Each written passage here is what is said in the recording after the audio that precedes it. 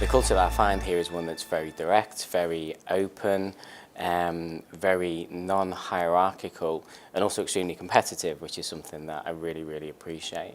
Okay, so some of the things that surprised me when I first arrived, I guess I'd underestimated some of the challenges around market access, and unquestionably, the make or break factor for AZ and for most companies is around market access. When we have access, I think that we execute superbly.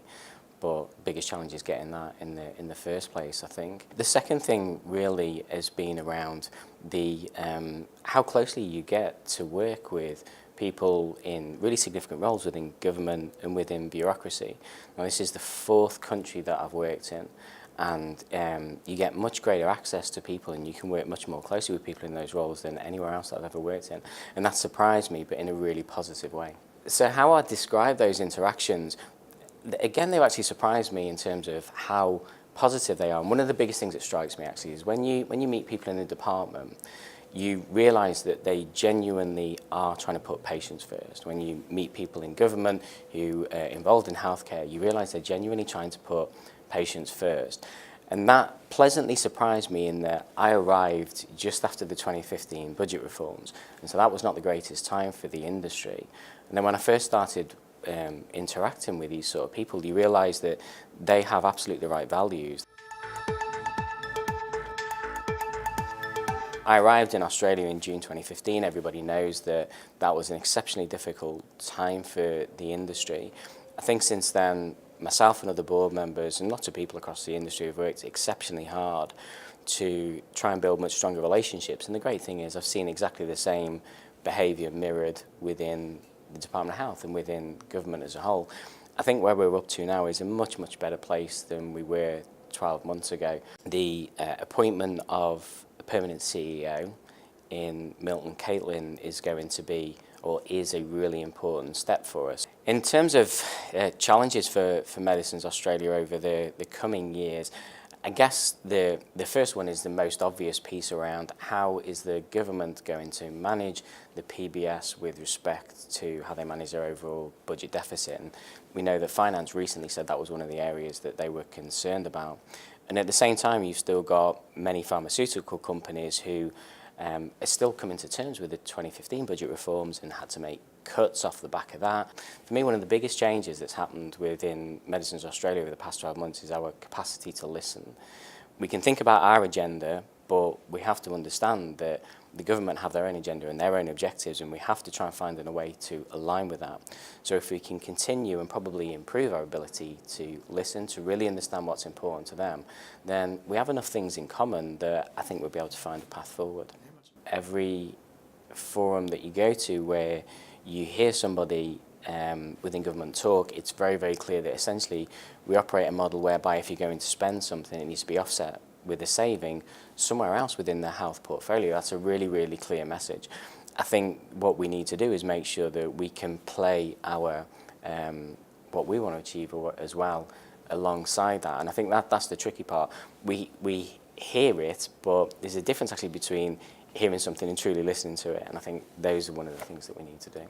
So I do think a big piece of it is we've just gone back to basics, done the simple things well, worked hard on building the relationships. I think the two biggest things, candidly, are we've been genuinely humble in our communications, and we've just worked an awful lot harder at listening better. You can't always just go off your own agenda. You have to understand there's a bigger agenda. The government's got the objectives that it has, the department has the objectives that it has.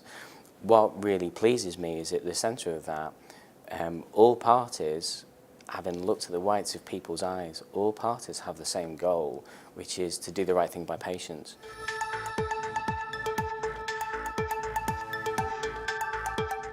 In terms of AstraZeneca milestones, I would say a number of things. So we've had some real positives lately with PBS listing for by doing on pen. We also have, I think, a great piece of work that we're really proud of, a partnership with various organisations around tamoxifen.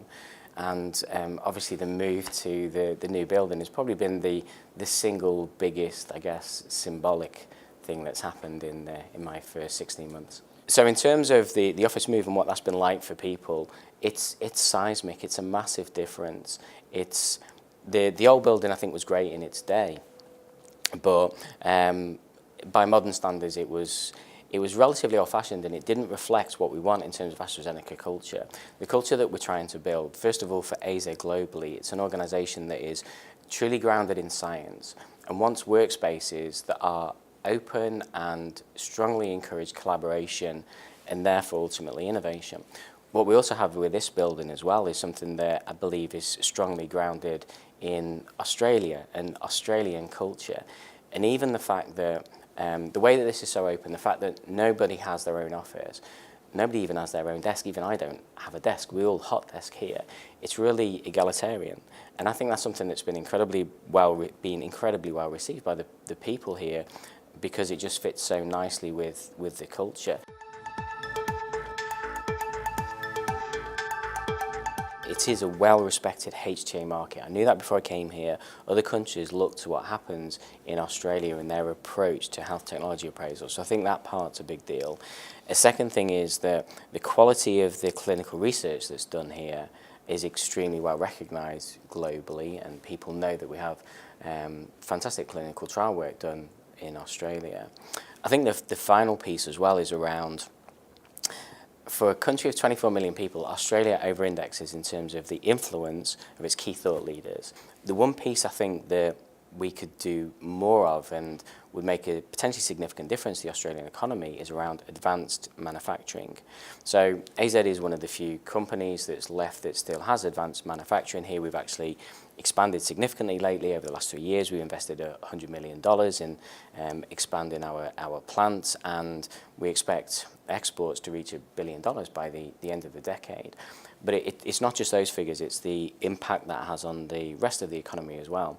Every $1 that we gain in export revenue puts an extra 20 cents into the Australian economy, whether it be through the company in Melbourne that makes the machinery for our lines, or whether it be through the canteen staff that we employ there.